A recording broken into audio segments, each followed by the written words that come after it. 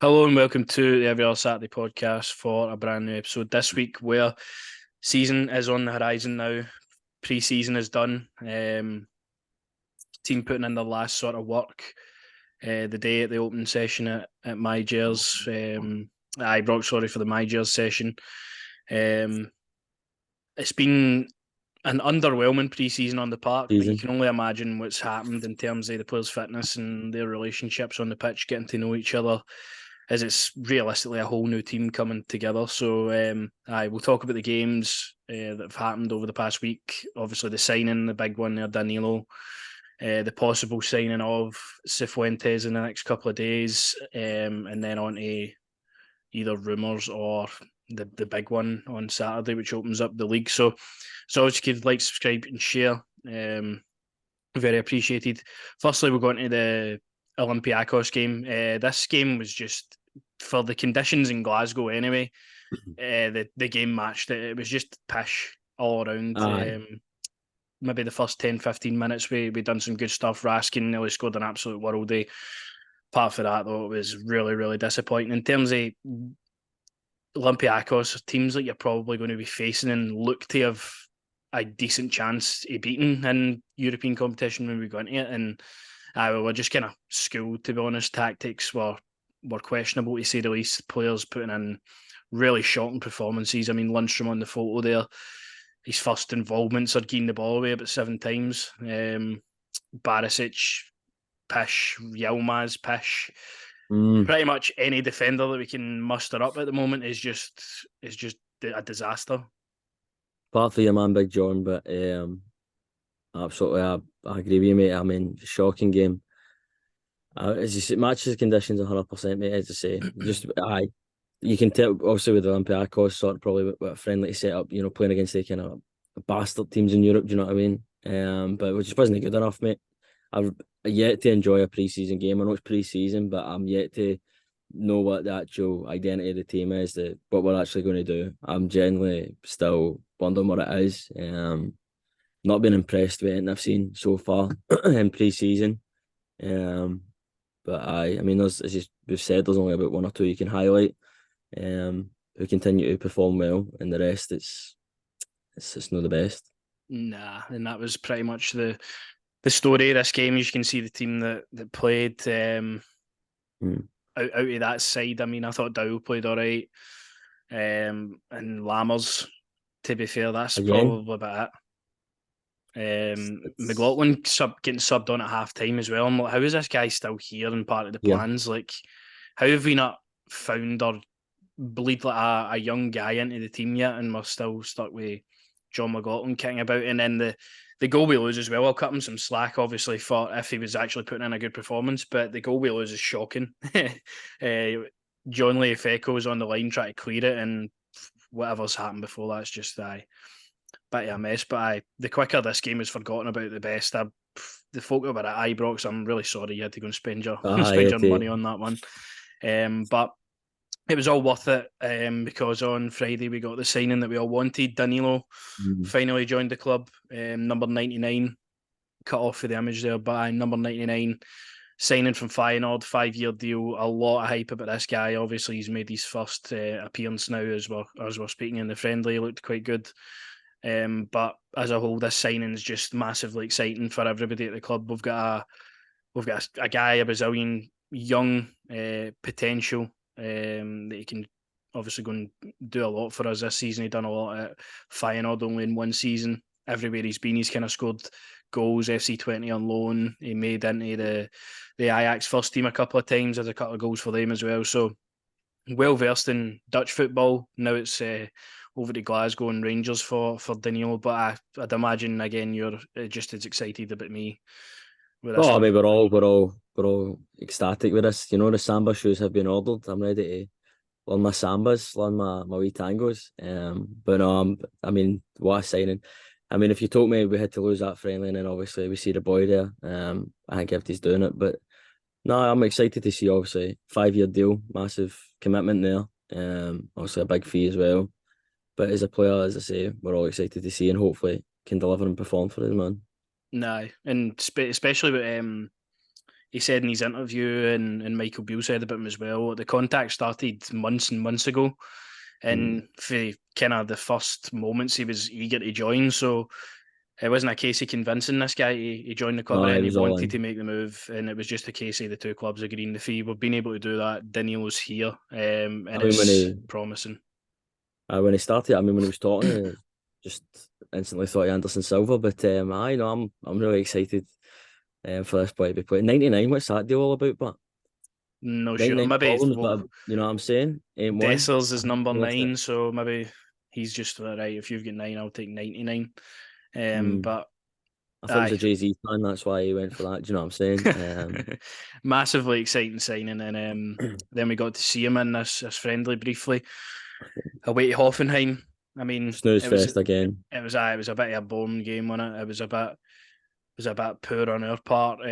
Once again, first half we face ourselves 2-0 down.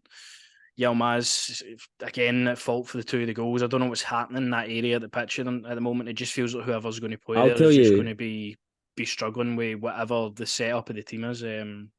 But I'll tell you what's happening, mate. Manager is fucking throwing him under a bus left, right, and centre, man. You know what I mean? I get calling him out to want to make him fucking better and what have you, but like the Olympiacos game, done that. He basically called him out, saying, I was right to start Barisic because Yilmaz still made the mistake. I didn't really like that comment either, but when it comes to obviously the goals that we've lost and he starts the game, 100% he's under criticism for them. But as you say, I thought Beale's comment for him after the Olympiacos game was particularly quite poor. You don't want to say it's pre-season, but because it's going out against him, but I just think I was bang out. I thought I was just sticking up for his boy Barisic. You know what I mean? I'll tell you what, your boy Barisic is absolute dug, and has been for a long time. But obviously at fault for the 2 goals as Yilmaz. You can't, you know what I mean, take that away. I think he only get better as the season goes on. You remember obviously still getting to come back to that injury and then getting back into the mix. But I'm still my number 1. I'll pick him all day over Barisic any day of the week. I would never pick Barisic. I'm picking a blind man. I'm picking Stevie Wonder. MD over. We've watched Barisic do the same mistakes for like 4 years now, so it's time and time every again. Player's going to make mistakes, and especially as I say with the tactics and the setup of the side at the moment, it just kind of seems like the fullback areas are getting exposed. I was about to say that with Tav as well. What the fuck was that start and all, man? Jesus Christ. But we ended up, we got ourselves back into the game. I thought we had chances in the first half as well. It was just always the last pass. I thought Abdel Asima actually done quite well out on the right hand side at times, using his pace and his strength to get balls into the box, and there was just nobody there to receive them. Second half, I think Ifeko went off injured and Ryan Jack came on, and immediately we're back to that Lundstrom at centre half role that we saw over the past couple of seasons when we were bare bones, and it's pre-season. How are we at that level already? I thought Lundstrom's actually better at centre half than he is at midfield and all. It's just a joke how that happens. But got ourselves back into the game. Tavernier obviously converting the penalty, nicely took, and then a great goal, a great team goal for Sam Lammers, another assist for Tavernier. So we got ourselves back into the game. Could probably have won the game as well with the chances we had. I think it was a bit gung-ho with the two sides kind of just going end to end, and there wasn't too much in place of tactics towards the end of the game. I think it was just every man for themselves in a way. But that was a team that played. Obviously, we got our first sighting Dujon Sterling as well. Hadji, obviously Matondo probably should have done better with the one at the end.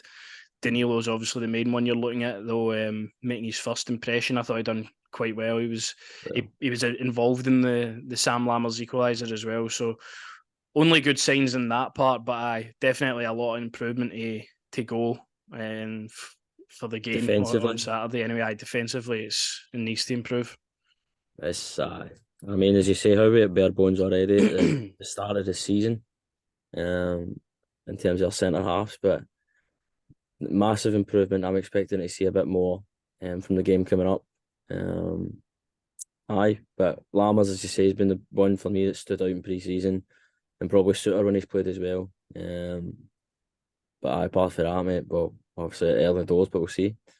I thought thought Jack Button made quite a good couple of saves as well. His distribution and stuff as well. I quite like that stuff. I actually came out and stopped, you know what I mean, early on, so I Dessers, it's still going to take time for him to get up to speed. I think we Absolutely. all know that. Cantwell's been really underwhelming in pre-season. I don't think many people have mentioned. Cantwell, I think it's due to the case of him being played further back as well, which I don't think is suiting him. But you need to accommodate all these players, and I think Cantwell can do the role in midfield. I just don't think he's going to be as his strongest. But I definitely need more for him. Raskin as well. I think for a good impression in pre-season against Newcastle to kind of not being at that level. For the rest of it, it's a bit poor, but I expect him to reach the levels no problem with his quality. And then there's not much to say for the rest of the side. Hadji and Dowell have impressed me though. That's what we'll say for the two of them. I think they're giving us options in the middle of the park, because I'm still seeing Lundstrom obviously being put in that side, and we just don't want that to happen. So I think they're going to give good options alongside, obviously, Cifuentes when he comes in is going to be, hopefully when he's up to speed, one of the mainstays in that side. So exciting in terms of the players we've got. It just needs to all kind of click into gear for Saturday. Just needs time to gel, man. It needs time to gel, as does Fashion Sakala. This was last night. I mean, there's rumours that have came out that Michael Beale said he's surplus to requirements. He's not going to be involved. They're going to listen to offers for him. He put this one up last night. Bit cryptic with the message. Is he saying, hello, I'm ready to go for the new season? Or is it like, cheers for the support, I'm basically off? For me, it's 100% that, mate. Because, again, we've had that further confirmed today that he wasn't involved at the training session. Michael Beale didn't confirm that he had any injuries either, so it's unfortunate that Fashion Sakala's kind of been treated this way for me. If it is obviously all true, this is just speculation and rumours. We're literally reading off an Instagram post here. This is what 2023 journalism, if you say, is. Looking at his post and looking at obviously him not being involved in the things and the rumours you've heard, kind of concern me in a way, because what has Fashion Sakala really done to deserve being put out the side and kind of not involved with the squad? Obviously, if you listen to offers, by all means, use them until then. Obviously, there was rumours he rejected Saudi and stuff like that. That might be ongoing. I believe him to obviously leave the club now if this is the way it's going. He's not involved at the session with the fans and stuff when the season's literally going to start. If we can recoup or even make money on the guy, obviously we've got him for free. 4-5 million is what's been kind of questioned, would be good. But I just think it's maybe poor treatment in terms of what he achieved last season. Obviously, the two glaring things everybody will remember Sakala for are the two misses against Celtic at Hampden, 100%. But how are we going to go and replace his goals and his assists and what he brings to the side? Because he brings a real energy to the squad, and you can always rely on him to pick up goals and stuff. I'm by all means not saying we can never sell this guy, but I just think if rumours are to be believed, I think it's a bit poor. I can understand that argument, but then I'll make the argument that look at the forwards we've brought in. 100% better footballers than Fashion Sakala. You've seen it that Newcastle game, mate. Couldn't control the ball. I just think the footballers we've brought in are better. You know what I mean? As I say, numbers for last season, fantastic.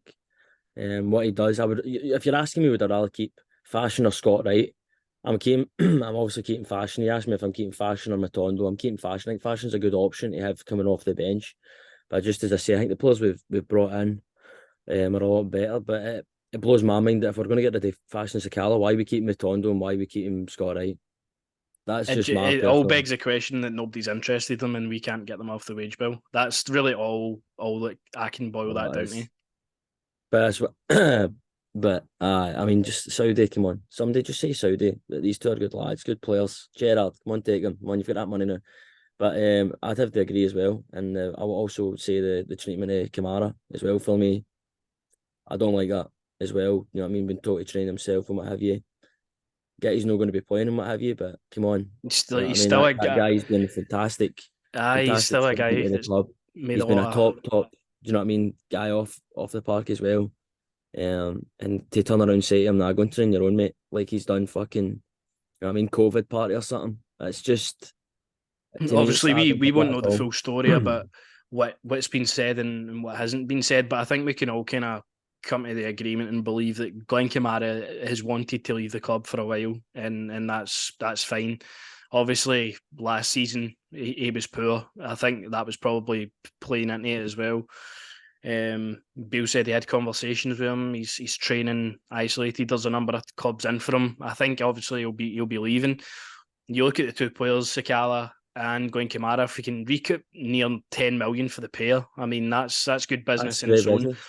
Sakala 100% would be a good option for the bench, but you can't have a guy that's worth in your 4 or 5 million sitting in the bench. That's just not how we're supposed to work. We need to go and take that money and reinvest it in somebody else, because as you say, the footballers that have been brought in, that can actually play with their feet are going to be better than Sakala. The only question mark I have is Sakala provides you goals and assists, and I need to wait and see if obviously these players that are brought in can do that. Because I could be an asset lost. But I think the main point of this whole story for me is just the fact that where is he went? Why has he just kind of been why has he just been left let go to the side? My thing was, well, mate, see, when I say it, obviously a good option for the bench, I'll bring up obviously, like, you look at Celtic, look how people just came in and out of their forward lineup and it didn't make a difference. You know what I mean? Because they had a good enough. I just think if we want to obviously achieve what we all want to achieve at the end of the season, we need players to be coming off the bench that can contribute the numbers. Obviously, he can contribute. But it's been interesting to find out where he goes. But just for me personally, I don't like the treatment of Glenn Kamara or Sakala. I think about Sakala, man. He's just such a joyous person. Do you know what I mean? I've been calling my boy Yilmaz Hamsbullah. You know what I'm saying? And you've seen him obviously as well in the friendly with the Wadi or whatever, you come through the tunnel. So I mean, I have all the time in the world for that guy. Do you know what I mean? And remember when he signed for us? You know what I mean? His story, everyone was rooting for him, and then we watched him play football and thought, Jesus Christ! But he contributed with goals and assists. So, we'll but see the what biggest thing happens. is the games, as you say, with Celtic at Hampden, man. I'm still scratching my head, with the little hair I've got on my head, and thinking to myself, how the fuck did you miss that, bro? But No, that's what we'll be remembered for. But I guess we'll see how that one kind of plays out. But as I say, the promising news was from Four Lads Have a Dream on Twitter. Been really good with getting the information out to fans on Twitter about signings coming in. Cifuentes, he's done. He will be a Rangers player, hopefully. If not today, tomorrow. It'll be this week at some point anyway. And it's going to be a long.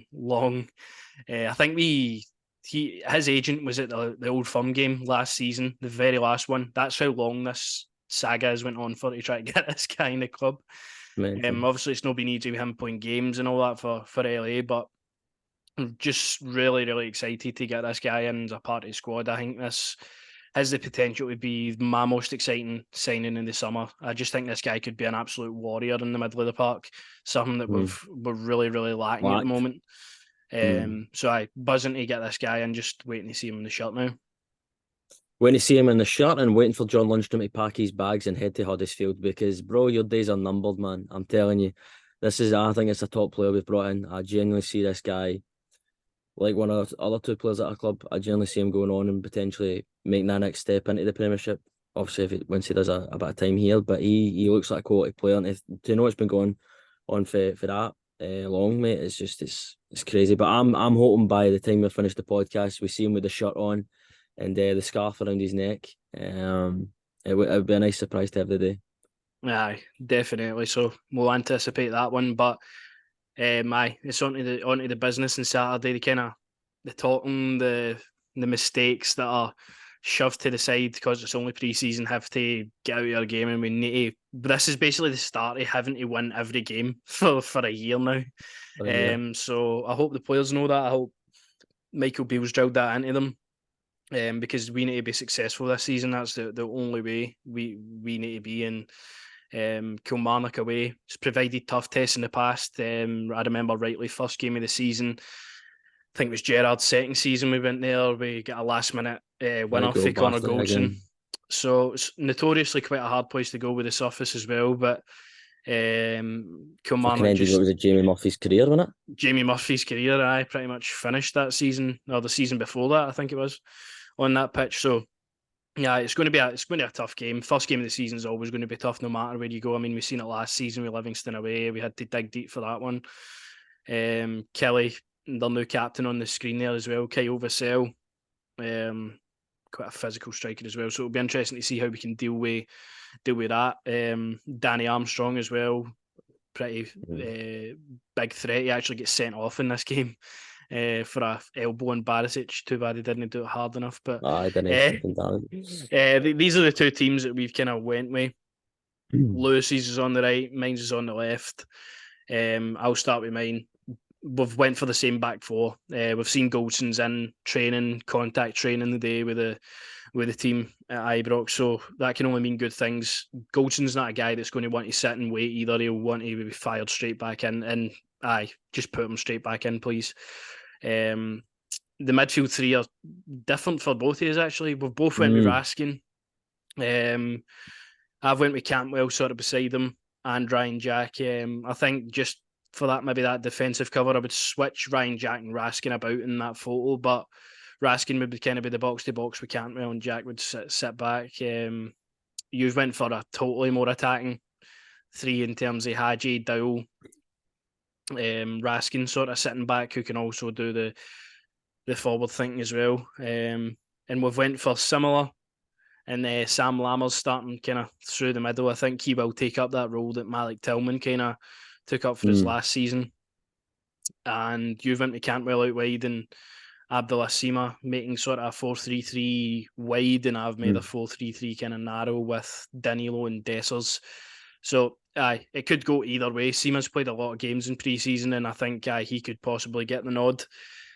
Hadji would be lovely to see him start, but I don't know if he'll start him on the I'm living surface. in dream world, mate. I'm playing career mode with that lineup there. I went for the players in the middle of the park that have impressed me so far with pre-season and what have you. Cantwell, I just want to see him. I just don't think he's been in it, apart from almost hitting a pigeon. I can't think anything else he's really done this pre-season. Nah, I think it's just kind of, as I say, maybe playing different roles, and he's maybe trying too hard to win over the fans as well. Like, you got us when you signed. You got us when I seen your lovely locks. You're repping that Drew, and you've got the red and white and blue on, bro. You've got us. Just go out and do the business. Nah, I know. I think he needs to focus, obviously, on his football. Well, there's no question about it. He's loved here already, so we can just hope he turns it on when the league starts, because it's been an underwhelming pre-season for Todd Cantwell. You've got him more advanced in your side, sort of playing as the attack. I've got him in the midfield. As where I said, I don't think he's really played too well there, but I think at the moment he's definitely more of the attacking option I would prefer there. And if we're buying two strikers for a combined totally over 10 million, for me they have to be one starting. Like, I'm just thinking in terms of, you're thinking logically, the players who have played in pre-season impressed, and you can go both ways. I've went with we've signed all these players, they need to play, and then you've went with obviously thinking these players have played a lot of minutes in pre-season. They'll probably just thinking about the Newcastle game as well, and I noticed how my front three sort of, when they played, they sort of rotated. Everyone sort of swapped. So I don't know maybe with that, but I just personally, you've got to go out here and this is a must win straight away. Obviously, your first game, you've got to go out here and win it. And I just think, let's just go for it, man.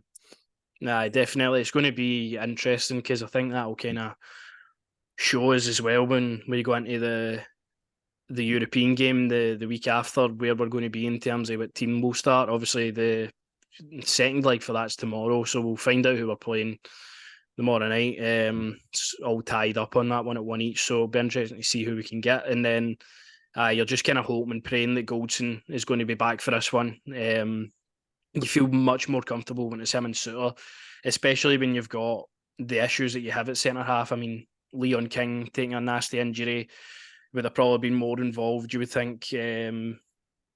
Balogun, he took a knock at the weekend as well, but he's kind of relatively been here since he's came back and featured in the squads. Davies, again, was missing for the training the day as well. I can stay missing. And then that leaves us with Echo, really, the young boy at centre half, who's done well, to be honest. But But I don't know if he's ready to go in straight away to a league opener when we really need to win. I think he needs more time to sort of bleed into the squad. Obviously, going on to the European game. So the team you've gone for, that's the kind of team I'd probably play at home in Europe. First game, I'd go with that team. But defense. I mean, I'm just thinking about, obviously we're sitting here and we're doing this, and then I look at the actual team and I see Barisic starting, and the depression rolls in again. Don't get me wrong. There is no doubt in my mind that Barisic Michael and Beale might playing. I do just that. know it. I just know it. And it's but Michael Beale might go for Lundstram, he might go for Barisic. He might just have watched this podcast and say fuck yous. Like aye. But it's going to be interesting. I always like seeing how the team sort of fits in. First game kind of gives you an inclination of who's going to be around for the full season and who's kind of surplus to requirements. Obviously, we've seen that last season where I think Gio started, was it Suter, the first game, and he had a nightmare, and we never saw him we went through a fucking full new management team before the time we got to see Suter again. Tom Lawrence obviously was involved that game as well. He is somebody I'm desperate to see hopefully feature in this team, and I think there's a good place for him. So definitely not on the Astro, but my heart's in my mouth. Kemar Roof as well. I mean, still him to come as well. So there's loads of firepower, obviously. The main thing we've talked about over the past couple of weeks is if we're bringing all these players in, we need to start kind of shifting bodies and get our team ready, because I believe it's this week we need to submit the Euro team. So the homegrown stuff, there's an article I've shared on Twitter if you want to go see it, by the Rangers Journal. Really good article basically detailing how do we register players, how do players come under homegrown and all that stuff. So there's a good article on Twitter if you want to read more about that. But that needs to happen as well. I think we've got about 25 slots to fill. So Scott Wright's going to be on it. So Scott Wright, well, he's homegrown probably, so he'll be there anyway. But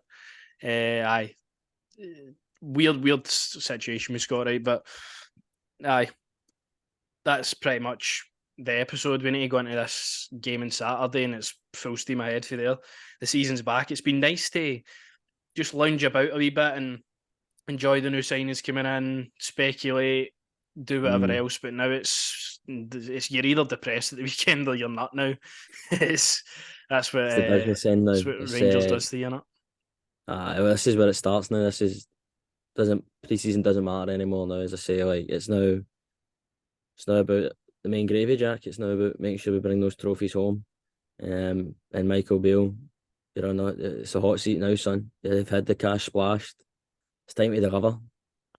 That's it. Couldn't say it better myself. He's had the funds. He's got his team in. It's all on to him now to see how him and his management team can I get the ball rolling. And I want another WWE title in that museum. That's what I want. He's a WWE title and a treble this season then. But that's the episode this week. Let us know your thoughts on going into the Kilmarnock game in the comments. As always, you could like, subscribe and share. And we'll be back next week with a review of the Kelly game, preview whoever we're playing in Europe, and then whatever else happens in between. So we'll see you then.